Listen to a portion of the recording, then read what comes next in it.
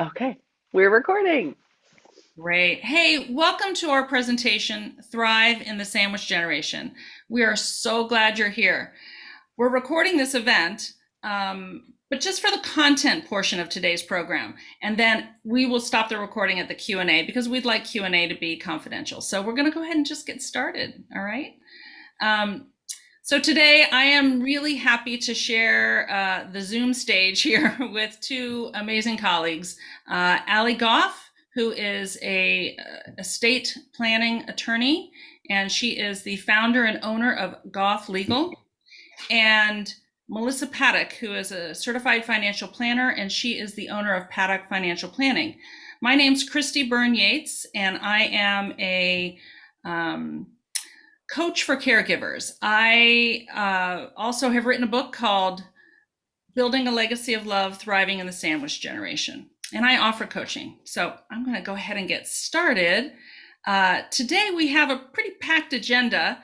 We're going to cover a lot of ground, but we'll save time for questions and answers. We'll also be sending some follow-up emails to you, or a follow-up email to any registrants about how to contact us further, and we'll send some freebies, okay? So our agenda today is we're going to start off just talking about what is the sandwich generation, financial planning, estate planning, and then we'll talk a little bit about preparing for difficult conversations, and we'll wrap up with some Q&A. And as I said, the Q&A will not be recorded.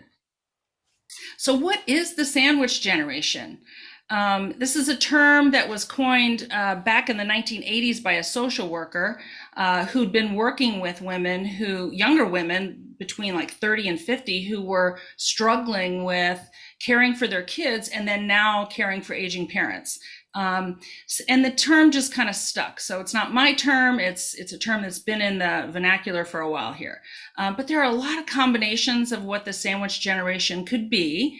And it's basically under one roof. It could be under one roof. It could be you're managing the care of an aging parent who's living far away from you or living in their own home away from you, but somehow you're responsible for that and you have children in your home. Could be adult children with their own children. So you have grandchildren, children, and adults. Whatever the combination is, you're stuck between two or more generations. And there's also multi-aged families, as I said, that live together. And sometimes there are times when over the last year, we've seen older parents having to move back in with kids because of the pandemic and them needing some care and maybe not wanting to be in an assisted living where they couldn't be seen with families. So there's been lots of different things that have happened over the last couple of years that have disrupted all of this. About 50% of Americans are in this situation. So it's not just a little thing, it's a lot of people. What are some of the frequent dilemmas? Well, there are a number of dilemmas that come up, right? For sure, there's a financial strain. And here's the thing, every journey is different, but there are these common themes. Financial, limits of time and space. There was a recent white paper from New York Life that found that sandwich generation has expanded during COVID-19, where 69% of sandwich generation parents are contributing financially to their parents' well-being. That's close to $1,000 per month. That's money they're not then putting in their own savings. So that's tough. Limits of time and space might be where children have to now share a room and share space and access to their parents because aging parents, grandparents have moved back in. There are a lot of housing developers that are actually this has been a trend for the last 10 years, building homes that have first floor access for the main parts of our house, the kitchen, the living room, but then a primary suite on the first floor and then a secondary primary suite upstairs. So we see this in a lot more home builders. So this is definitely something that's becoming more necessary. The real challenge is really when you're caring for someone long distance. That can be really tricky. And I'll talk a little bit about that later. So why does it feel so hard? sandwich generation parents feel all the feels, right? I mean, parenting is hard enough, and it's wonderful, but it's hard. Um, but it's not just about the situation. It's you're in the sandwich generation. You are witness to the joys and frustration of being parents, but also the sadness and grief of caring for an aging loved one. Because we all know the ending to this story for all of us, right? Death is going to happen for all of us. And it's hard sometimes to be living with this joy of your kids growing up, and then also at the same time being in that grief process. Um, and the other thing is growth. When we talk about growth, we're watching our kids grow up and we're charting their milestones, but we're changing emotionally too. And we are going through some changes, and that growth process can be really great when we become conscious of it and we're thinking about it and we're setting some intentions. But sometimes it takes us by storm and we're just sort of reacting. Our expectations increase, and we expect things from others, from siblings, from spouses and partners, from our kids, from professionals, and from ourselves. But expectations are sometimes not well articulated, and sometimes lead to upset. Right when we're confronted by extremes, or moving on, when we're confronted by the extremes of our kids growing up and our parents aging, it can also set us on this upset. And then finally, grief, right? So once we become aware of our parents' growing needs, we're already in a grief process and we may not be aware of it. So when we become aware of that, we can then start approaching that with a little bit more intention. And finally, though, I want to share with you that there are some silver linings, right? It sounds like all doom and gloom, but life is like a roller coaster. If you like roller coasters, it's great. If you don't always like roller coasters, it can be really hard. So what are the silver linings? Well, some of the highs on the roller coaster are compassion, right? We are learning more compassion, and our children are witness to this compassion. And compassion is actually empathy in action. And our children and parents are witness and recipients of that from us, but also our children are learning how to do it. So I think that's really amazing. Some studies also show that even with small, consistent acts of compassion, there's a hormone released in our body called oxytocin. And oxytocin is often referred to as the feel-good hormone, right? So sometimes giving this constant or consistent levels of compassion, even if it's like not, you don't have to overdo it. It's just caring for someone, and having that positive intent in that caring action releases this hormone, and that has health benefits in the long term. So it's not all bad. We also gain opportunities for closeness with family in a way that we might not have had before, right? So there's lots of opportunity for children and older generations to connect and learn from each other in ways that they might not have had we all stayed separate and not had as much contact. I know for my children who were teens and tweens at the time I was caring for my parents, they really got very close to my parents in a way that I had not seen before. And it had tremendous benefit for both, right? So it was great.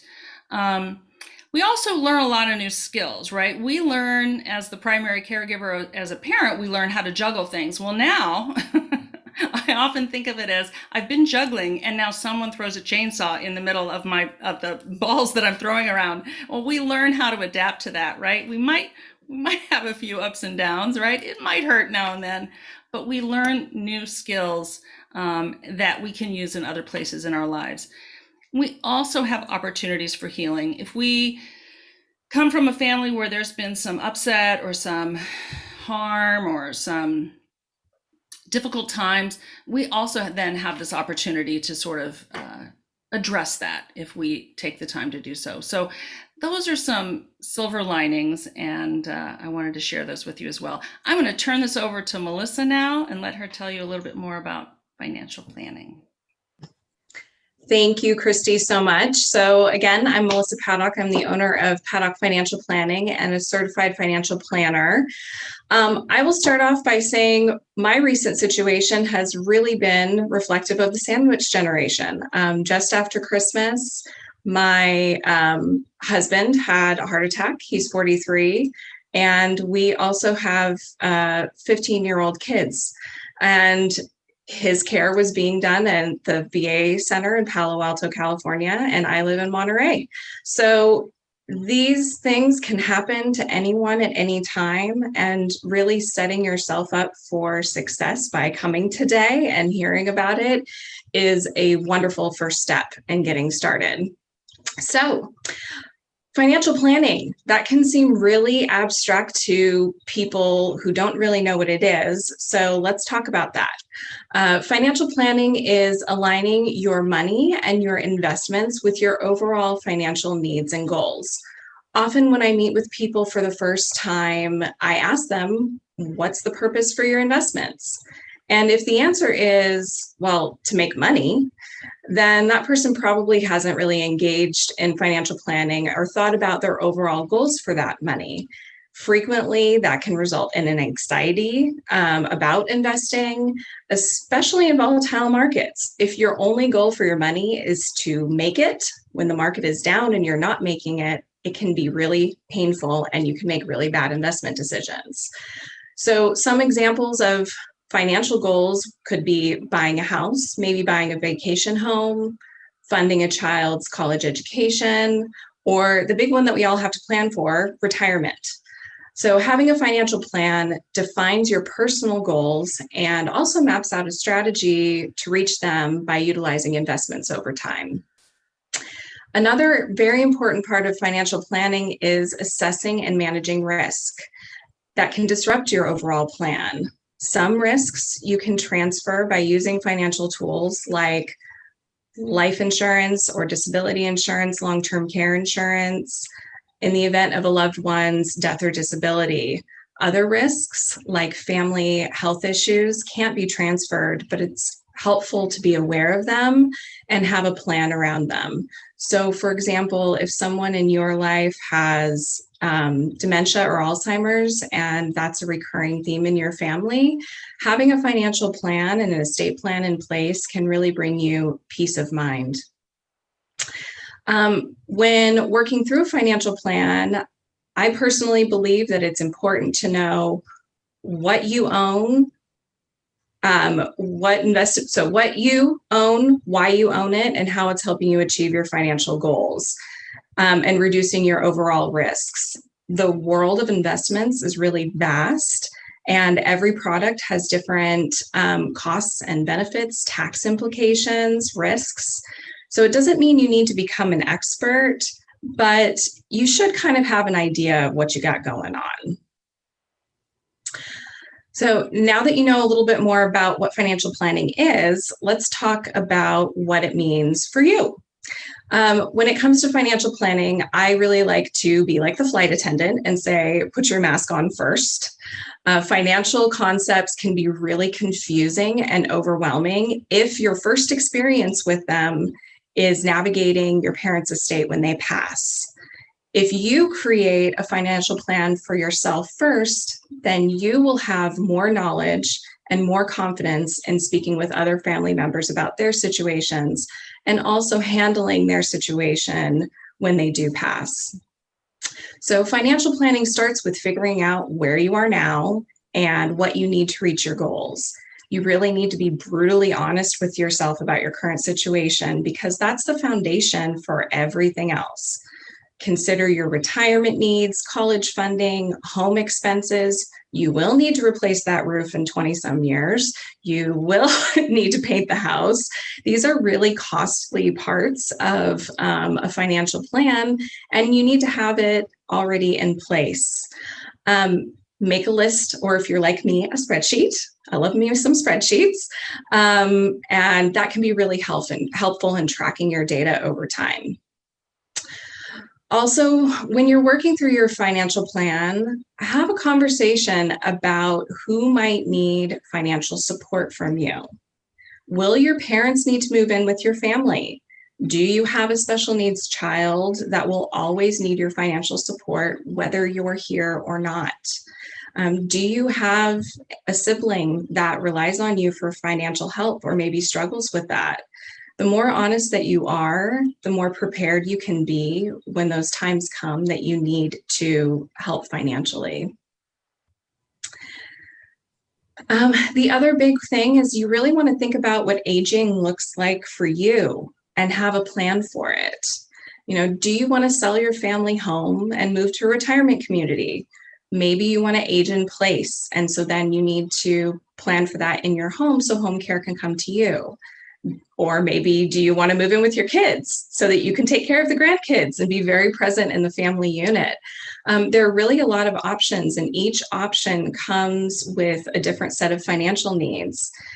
We might need to plan for a home remodel, so there's a main floor master with wheelchair accessibility, or maybe we need to purchase a long-term care policy for you or someone in your family to cover the cost of a nursing home. And as you're thinking through all these things for yourself, it will give you a better idea of what to talk to with your parents as well. And as always, please know that you do not have to navigate financial planning alone.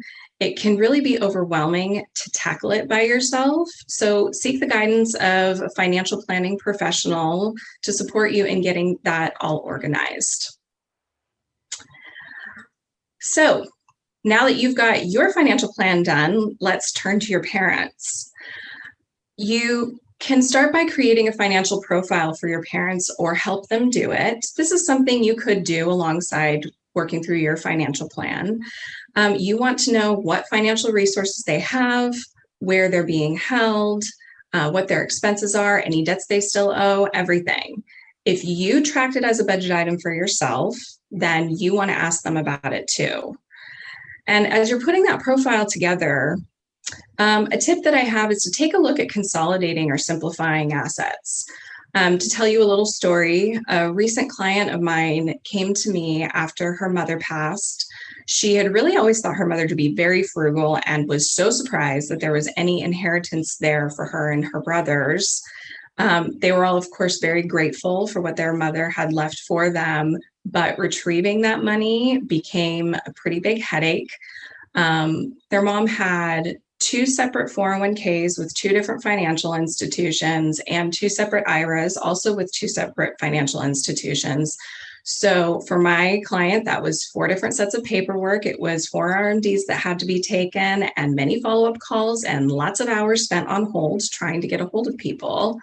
And it really took us about 4 months to just collect those 4 accounts and get it sorted out. Had she and her siblings known about her mother's financial situation, they could have talked to her about it and maybe consolidated into 1 IRA with 1 financial institution, which would have made bookkeeping easier for their mom. And it also would have made the inheritance more easily distributed at the time of her passing. Review account titles and beneficiaries. I am sure that Ali will probably mention this in her presentation too. She and I are on the same team with this. At the end of the day, it is important to know that it does not matter if your trust document lists an account. If the account title at the bank or brokerage firm is listed in your parents' single name or joint names, it's not in your trust. And if that account does not have a transfer on death beneficiary, your parents are potentially opening themselves up to probate issues, depending on what's there. So titling really matters. Also, check on those beneficiaries. Is there a beneficiary listed on a retirement account or life insurance policy? Also, is there a contingent beneficiary named? Many times, especially if you're in California, spouses are listed as the primary on both policies. Spouses like to go places together. And if they are in a car accident together at the same time and there's no contingent beneficiary listed, what do we do? Okay, so always having that second line of defense is important. Are the people that are listed as beneficiaries still living? Are they able to inherit?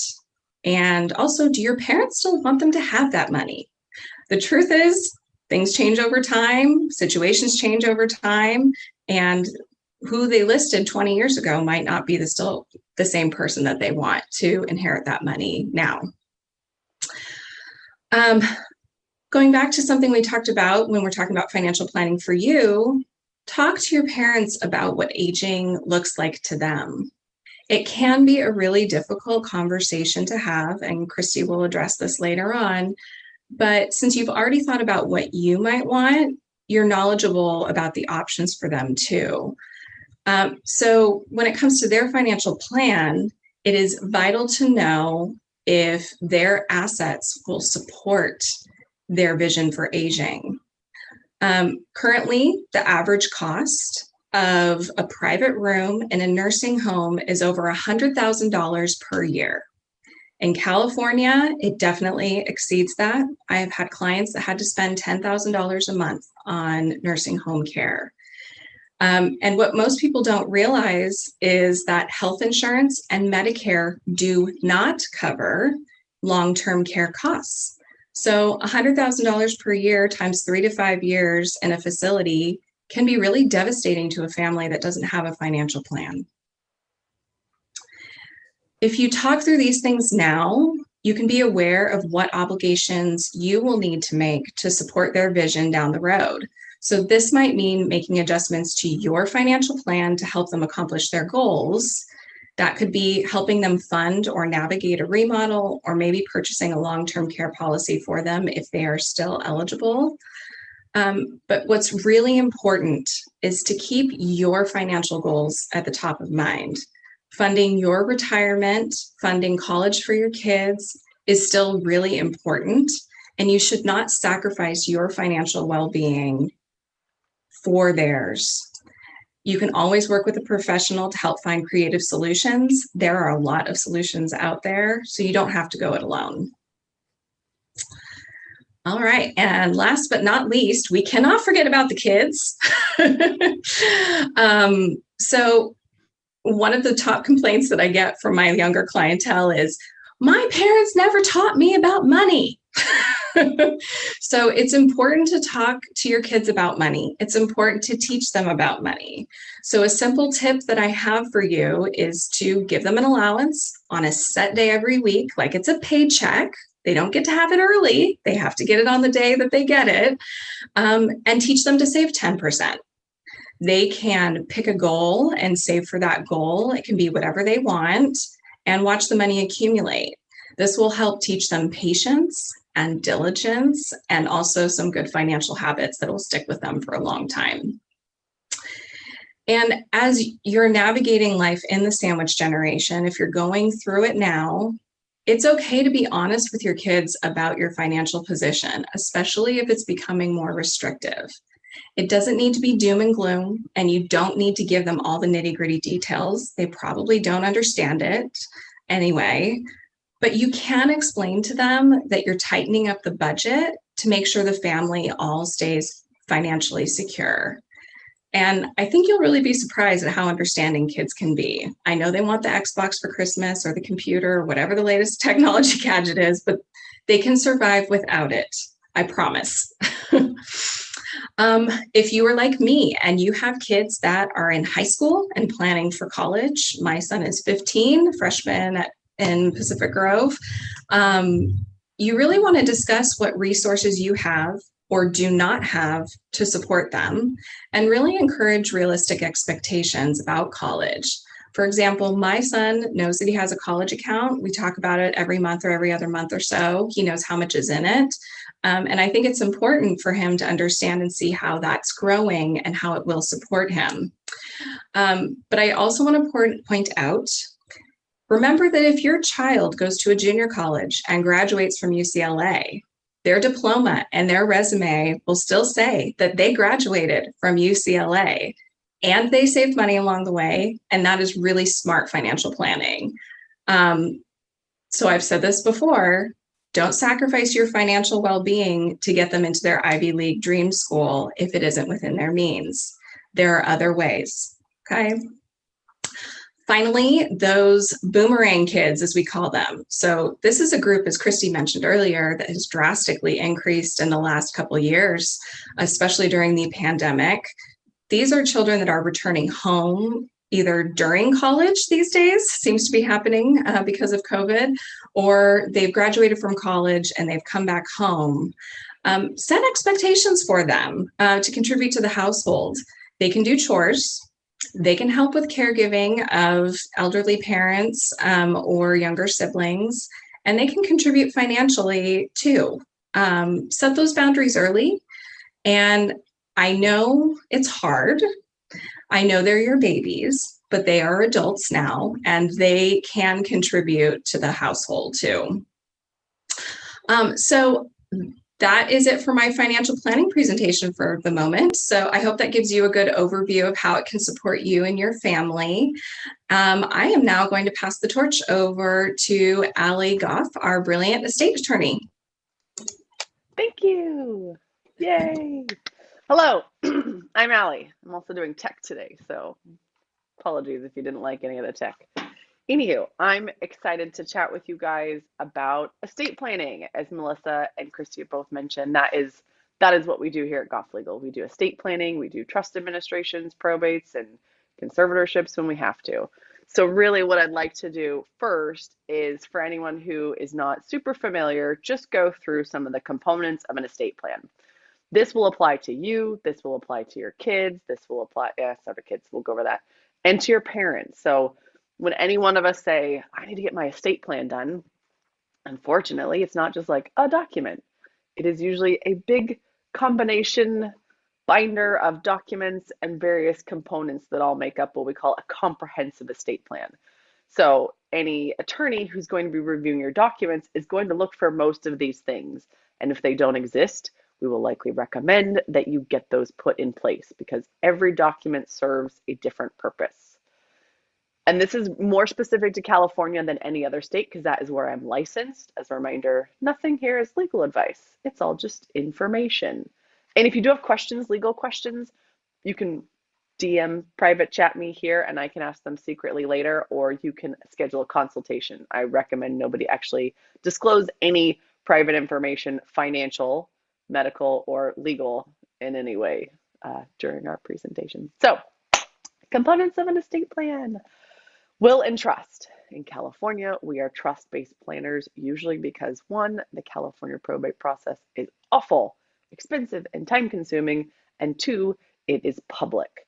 So most people who have real estate, minor children, or any sort of beneficiaries that they want to have any control over their assets after they're gone will complete a trust to make sure that all of their things go to where they want it to go when they're gone in the most efficient manner possible.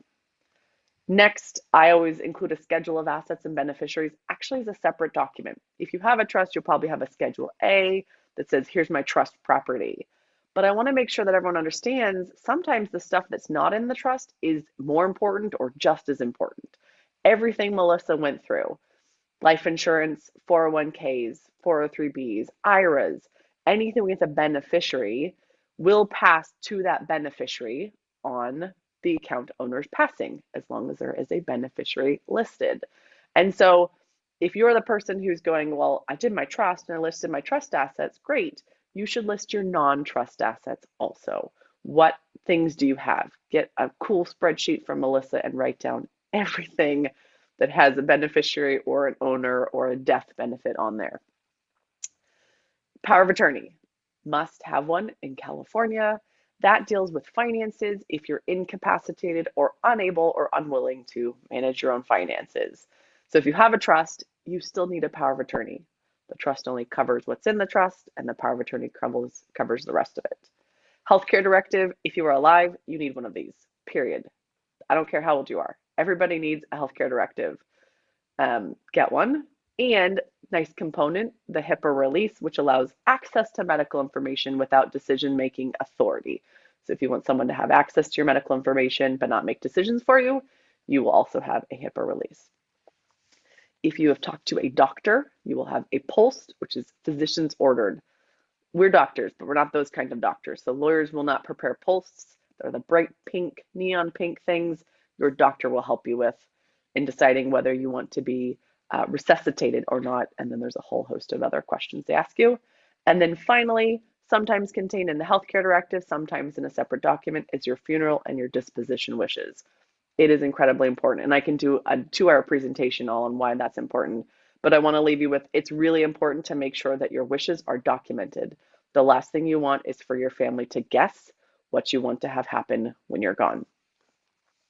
By the way, I can do a whole presentation on just these documents, but we're going to move forward because we have so much to cover today. So first, we're actually going to do the reverse of Melissa's. I like the mask analogy, put your mask on first. The reality is, I think most people actually deal with their parents' estate plan before they deal with theirs. I'm not saying that's the best way to do it. It just happens to be that's the way it usually happens. So if you are the person going, oh crap, I'm in charge of my parents' stuff, this slide is for you. So here's what I want you to do. Gather all documents you can. You'll probably find binders and boxes and all sorts of stuff. And just like you'd consolidate an account, start consolidating statements. You probably don't need every brokerage trade statement from the last 10 years. The most current one, yeah, that's going to have relevant information, actual assets, owners, potential beneficiaries. So start gathering those. That's a good way to go, okay, what do we have and what do we actually need? I want you to look at your parents' estate planning documents. Obviously, this assumes they have estate planning documents. If not, find a lawyer and say, Mom, Dad, please contact a lawyer, or I found one for you. I think you need to get your stuff in order. Because if they don't have an estate plan, your life will be fairly miserable just trying to get those things in order. If anyone has heard about Britney Spears and the conservatorship process, that, by the way, is a process that is usually reserved for adults, either adult incapacitated adults or people who don't have estate plans who have cognitive decline or can't make decisions anymore. So if we get this estate plan, a lot of those, issues with conservatorships can be resolved. So anyways, go to your parents' magical estate plan that they had drafted just a few years ago and it's up to date. Review the trustees, review the executors, and make sure that there's backups.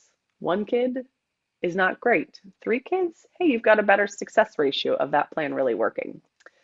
And then make sure their trust is funded. Melissa did a fabulous job talking about this. You want to make sure that either things are in the trust or there's a beneficiary.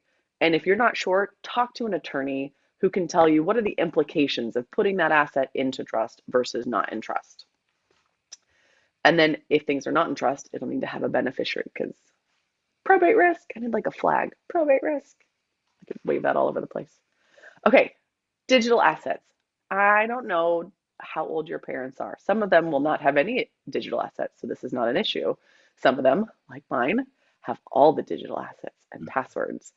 Those are going to be just as annoying as some of the financial accounts. So it's incredibly important for them to have a place to write down all of their passwords or have a password saver like LastPass or Dropbox password or Keychain or Excel sheet. I don't really care as long as you can have that information if you're the person who has to get into their email, get into their bill pay, figure out where all the family photos are, get into their Etsy account. I don't know, whatever they do.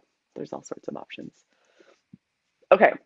And then, oh yeah, I wrote my notes to myself. Reward points, credit card reward points, those are assets. And God forbid, cryptocurrency. Oh man, I can't right now. But just know, those are still financial assets. You've got to deal with those. You've got to write down those keys, or rather your parents do, so that someone can gather them when you're gone. Okay, and then take all this, I just talked about 12 million things, put it into a place, a binder, where someone, if it's you, can have access to information. But think about this. What if you're not around, right? We need to make sure that that binder can go to the next person in line. So really set yourself up for succession success. You've got a binder for you, and if you're incapacitated or you pass away, you've got to be able to put the binder over here so that someone else can do it. I have lots of parent things. I'm going to keep going. Keep an eye out for fraud, undue influence, and capacity issues. Your parents, while they raised you and did a fabulous job, might not have the keenest of minds for the rest of their lives. So pay attention, stay close, make sure that if something's going wrong, you contact the proper channels, you contact an attorney, you have a family meeting, whatever it is. You don't just want to go, I think they're fine, and let them go, because they're going to start getting IRS phone calls and someone will offer to paint their house but charge them 3 times. Don't let that happen. Be in your family's life. Hey, family meeting. I wouldn't say the word most. I was going to go with most, but I don't actually have a statistic for this. A lot of family strife and litigation is caused by surprises. I believe that a family meeting before a crisis is an excellent way to avoid surprises and reduce the concerns for litigation. If everyone's on the same page before mom and dad become incapacitated, the whole family can go, okay, now that mom's incapacitated, I know sister one is in charge of the finances and brother two is in charge of the medical, and everyone's ready to go. Versus, I didn't know mom said you could be in charge and she trusted me, and fill in the lawsuit here. Don't do that. Okay, I also want you to think about there's a distinction for you serving in this role as incapacity versus death. If you are in charge of your parents' finances while they're incapacitated, your obligation is to your parents who are living. If they have passed away, your obligation shifts now to the beneficiaries. And if you are confused about those terms, my next one is the most important. One of the things you can do is get counsel and advice. If you don't know what you're doing, don't make the wrong decision. Don't think you have to do it alone. Most trusts, and for probate for that matter, do suggest and allow for compensation to counsel. That's attorneys. You can get investment advice, CPAs, if you need medical providers or care providers. There's a lot of ways that you can do your job in a way that will honor your parents' wishes within a budget. And usually the advice you can get can save you so much money down the road. Like, I have so many stories of how much money I could save people if they just call me, sooner than they do call me. So there you have it. Estate planning for you. This is important because you're still alive too, and you have assets, and you have children, and you have things that need to be dealt with. And so, especially if your parents are not in crisis mode, especially if your parents have dementia or anything that's going on, now is the perfect time to get your stuff in order. Don't wait till there's a crisis, because poof, explosion and lots of heartache for you. Know that it costs less money if you do it now. This goes for your parents too, by the way. If someone calls me and says, I need an estate plan for my parents, I go, great, let's set them up an appointment. Let's get them through the process and they're done in a month or so. We're good. Versus, oh my God, my parents are in the hospital or my mom's in the hospital and I need someone to go out today and we need an estate plan in a week. Can you guess which one's going to cost you more? It's probably the second one, where I had to put on my jeans and walk off instead of go, oh, let's do this very smoothly. So do yourselves a favor and make it as cost efficient, and really give the attorney the time to think through all the issues. In an emergency, it's really hard for us professionals to do our job really well if we don't have the time to really investigate all of the issues. It's also less stressful for you to make decisions, and you have time to think things through. Who do you want to raise your children? You're like, oh, I'm going on a plane tomorrow for Hawaii, so let's make our decisions now. Boom, boom, boom. Versus, let's talk about it over dinner, have a few conversations. Okay, now we've come up with a list of people we think is appropriate. One of those might work better for you. Just a thought. And pro tip, you will need all the same documents as your parents, sometimes more. If you have minor children, you're going to have a guardianship nomination in there. If you have minor children, you might have a children's trust built into your documents. So there's additional things that you, as the person who has minor children, or even not quite responsible yet children, my 20s, that you definitely need some planning for them as well. Okay. Oh, I did the scrolly thing. And then lastly, estate planning for your kids. A lot of people forget about this, but as soon as your kid turns 18, they are a legal adult. Oh my God. Which means a couple things. Legally, they're responsible for themselves, and you don't have access to any of their information anymore. You can't make financial decisions for them without their consent. You can't make medical decisions. You can't talk to their provider. You can't talk to their school. None of it.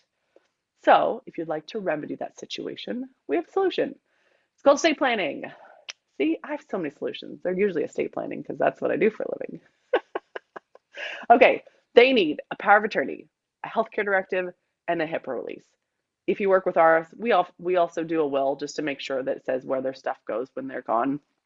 But that way, The kids, by the way, the kids are the clients now. You're not the client anymore. The kids are the clients. The kid meets with the lawyer and says, I want my mom in charge or my dad in charge, and I want my brother to be the beneficiary, right? They make the legal decisions, they sign the documents, and they say, yes, affirmatively, I want my mom or dad or whoever to have control of my finances if I'm unable to act, or to make medical decisions or get access to medical information. So, lastly, just check when they leave for college, they have their insurance documents, legal documents, and the authority to see the educational records, because you don't get to have those when they're 18. So, I've run out of time. Thank you so much for listening. I'm going to turn it back over to Christy, who is a final wrap up on this, and then we will stop recording and answer any questions.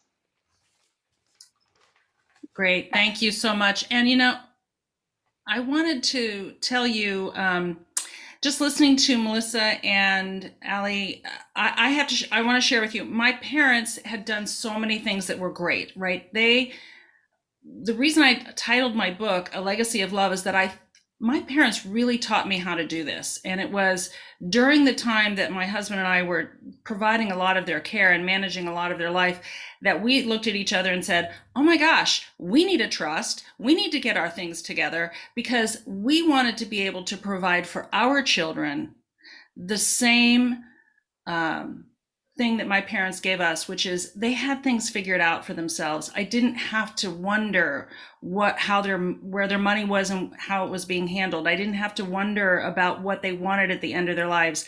They had already made those determinations. And I'm so grateful for them for doing that, because as it turned out, both of my parents had some form of dementia, and I could not have had these conversations with them at a later time. We couldn't have put all of this together. And so the gift that my husband and I want to give to our children is that we've already taken care of some things, and that they don't have to have those difficult conversations with us at a time when we can't have them anymore, or when it's a crisis, because that's not the best time to have those. So let's kind of talk a little bit about difficult conversations. To really have an impactful, effective conversation, it's important to prepare yourself for this conversation. There's a great book out there called Crucial Conversations, and they talk a lot about what a difficult or crucial conversation is. And it usually has three components. It's where there may be opposing viewpoints, possible opposing viewpoints, strong emotions, and there are high stakes. And so when we're talking about things like money and end of life and what to do, those could have those components. We generally avoid those conversations. So here's something to think about. While we cannot control others, we can control ourselves. We can prepare ourselves. My advice is to seek to understand. If you're going to walk into this difficult conversation with an idea of this is what I want to elicit in this conversation, you're not going to get your parents' wishes. You're going to be trying to give them your wishes. So think about doing that. And one way that you might want to do that is to think about, being honest with yourself. Do you have a hidden agenda? Get really clear on that. Be really clean about how, and honest about how you approach this conversation. Secondly, work towards empathy by developing questions you want to ask, and then ask them of yourself. Sort of envision, if your child was asking you this question, how would you want that question to be phrased? How would you answer that question? What if your sibling came to you and was asking these questions? How would you want them to be phrased? How would you want to respond to them? And that's going to help you craft how you enter into this conversation with a parent, if you haven't already had those conversations. Also, it's okay to get help. Look for, you can work with an estate planner to, if they're even open to that at this point. If they don't have the estate, gosh forbid, you want to encourage that. But if they don't, you can get help from an outside person. I recommend, if your parents have medical issues that you're starting to take care of, is to look into geriatric case managers. This is a group of people who are really skilled at helping with this. You don't have to be the bad guy. You can have somebody else provide a little bit of leverage. But if your parents do have an estate planner or estate attorney, talk about, can you have a meeting together, and how that would work. And Allie could probably answer whether that's possible or not. You certainly couldn't talk to them without your parents' permission, and same goes for their financial planner. But having a conversation like, hey, mom, dad, do you have this? And there you can go. And be aware that these conversations take time. Bulldozing through them doesn't yield the best results. So know that ahead of time. You'll also likely need to have additional conversations as time goes on, because circumstances do change, right? Medical conditions change over time. And finally, take the time you need before you start, right? Don't rush into this right away. And then some considerations: time, place, and people. Right? Like, so when are you going to have this conversation? Probably after Thanksgiving dinner or Super Bowl weekend might not be the best time, right? So think about when's the best time to have that conversation.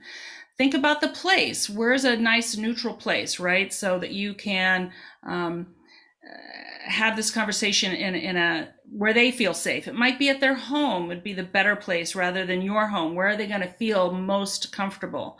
And have things to show you if you're talking about documents. And then think about who needs to be there. And I would say less is more, right? You don't want to include everybody and their brother in this conversation. So then moving on, what I want to leave you with is taking care of yourself. And I'll just kind of touch on this because I want to give us plenty of time for questions. But self-care gets a lot of talk these days. We're hearing about it a lot. Thank goodness, because we really do need to pay attention to it. And what I want to share with you is that self-care really, really is not so much about what you do. It's inside. It's your mental game. And the hint is you are worth it. You are worthy and deserving of taking care of yourself. The next thing I want to say is make it a habit. And I use dental hygiene as an example, right? You probably brush your teeth every day. I hope you brush your teeth every day, probably twice, right? And that's a habit. You don't even have to think about it anymore, right? When you wake up in the morning, you brush your teeth. Before you go to bed at night, you brush your teeth. So mental hygiene, dental hygiene, hey, they kind of rhyme, right? We're doing the same thing. So find a way to connect those together. One way would be when you're brushing your teeth, could you have some affirmations posted on your mirror? Could you write new ones on there every day with a little hint here? Dry erase markers come off of a mirror really well, so you can write some things out, but find things to connect you to a habit you already have that can become your self-care time. Maybe it's playing a really uplifting music, or listening to something when you're doing something else, when you're cooking, or like I said, brushing your teeth, right? You're already doing it. You might as well connect it to something. And for your kids, it's really great for them to see you doing this, right? Your kids are always learning, always. And they're not always learning from what you tell them to do and think and feel and all of that. They're learning from how you're managing, right? And so you're teaching your kids to have healthy habits and self-worth when you're treating yourself that way. So when you say no because you're too tired or you need to do something else, they may be disappointed, but they're learning. Especially if you have conversations about this, about here's why I need to take time for myself right now. They'll be okay, and they're going to learn good habits. And just real briefly here, you can look at this later. Look, there are lots of ways to take care of yourself. Really getting good sleep, always. Clean eating, right? I always try to have food in the house and in the refrigerator that's going to rot, because if it's going to rot, it means it's real. And those things that don't, like Twinkies never rot, right? So we just don't need to put those in our body. Even though they might have been a favorite childhood treat. But hydration, I want to emphasize hugging. We have been so inundated with this pandemic that we've stopped touching and hugging. But when we're with people that are in our bubble, hugging with their permission, hugging is a really wonderful way to, again, release that oxytocin that I talked about before. Physical touch is a really great way to feel better. Exercise releases really healthy hormones. Believe it or not, skincare is great for you. Feeding your brain and soul. What are you putting into your mouth, but also what are you putting into your head? What are you watching? What are you reading? What are you listening to? And I love mind-body techniques. I have a YouTube channel, Christy B. Yates. You can find some some different mind-body techniques there that might help you, and I'll be adding to that. And then finally, gratitude. Taking time to say thank you is always very good for our souls. So that's it for, I think that's it for our content portion. What I want to do now is say, let's go ahead and stop the recording. Oh, wait, no, Allie, we're going to show everybody our contact information. Yes. Yeah. Contact information is on the screen. There you go. So that's our contact information. And as I said, if you're a registrant, we are going to send you a follow-up email that will have our contact information, a couple freebies for you, and then how to get in touch with us if you need us. And we would love to hear from you.